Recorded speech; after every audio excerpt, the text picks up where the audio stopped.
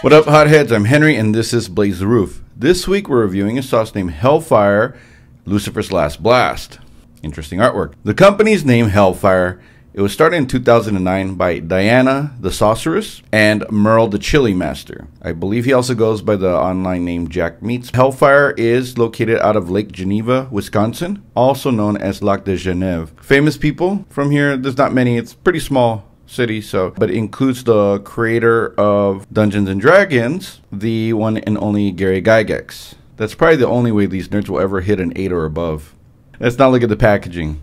So as usual, they have this very interesting artwork, right? Basically a really fat Satan, really fat Lucifer farting, aka that's why it's also known as the Last Blast. It's a Wicked Reaper sauce, and that's gonna be pretty fucking hot, I'm pretty sure. So on here it says, nothing gives the devil his due like the Carolina Reaper, the hottest pepper in the world. Second hottest now, has been replaced by the Pepper X. Packed nearly 63% pure Reaper mash in this sauce to give the devil a run for his money. Stay clear of the devil as he has his last blast. May cause hiccups, yes it probably will. May cause capsaicin cramps. Extremely healthy, may be good for you. May cause fiery farts. Searing gas pain. Who wouldn't want that, right? Extremely hot, use with caution, enjoy. It's Reaper and a bunch of other shit, who knows.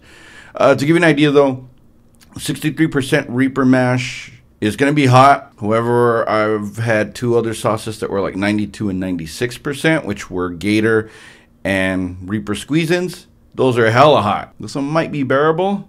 We'll see. This week's feature is going to be a little bit different.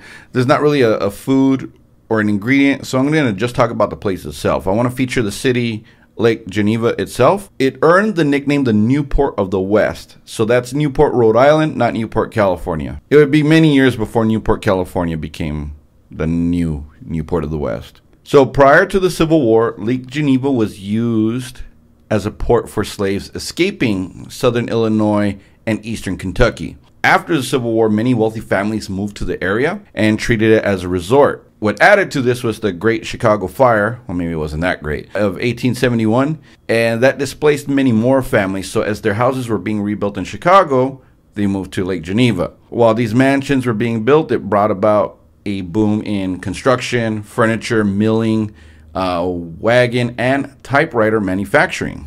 So then with the arrival of the railroad, Lake Geneva became a little bit more of a hub for exporting, especially their Geneva ice, and they just became a major hub of exporting stuff to the rest of Illinois. So before we get any further, let's hear from this week's sponsor. Do you know what the worst part of dressing up for fancy events is? Having to undo all those damn buttons and clasps on your tuxedo. You no longer have to worry about that with the Fuxedo. This is the world's first tearaway tuxedo. When it's time to get down to business, you can undress with a quickness. With seamless Velcro fasteners, this tuxedo will have you in the buff expeditiously. The crotch also has Velcro for easy access. The Fuxedo. Dress down just as fast as you dressed up.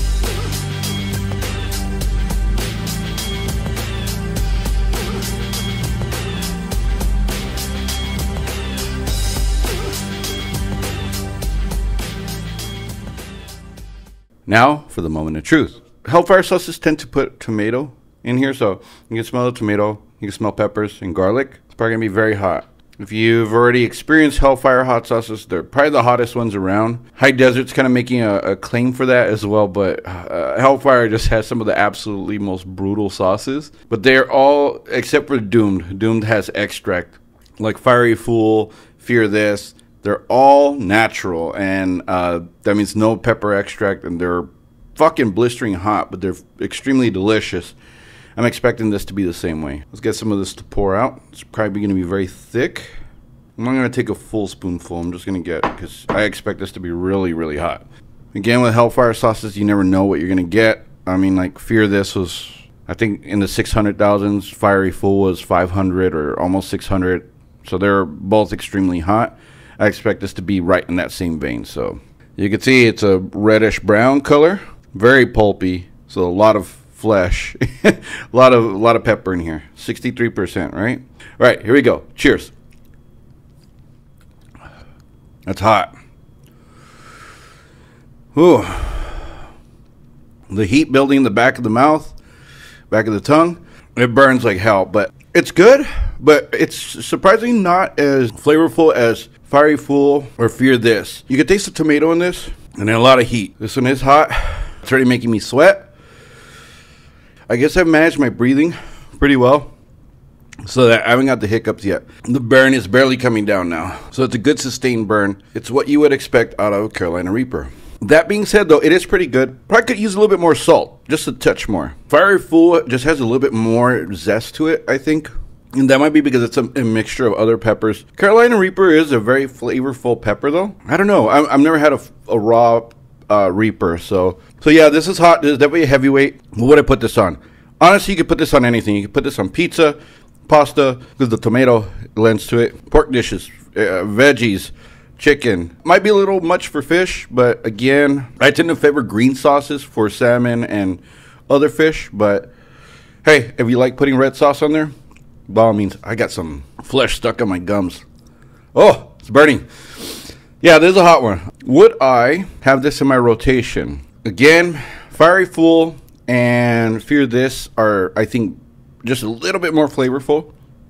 And actually a little bit more hotter than this one. This one's hot, don't get me wrong, but it's not up to the level of those two. This one, I mean, any Hellfire sauce, I'll buy it. They're that good. They've never let me down on any of the sauces. So, yeah, I mean, it's a buy, but again, it's going to be a little bit later in the rotation. Next week, I'll be reviewing a sauce. I've already tried this sauce, but I want to review it because I've never actually reviewed this one.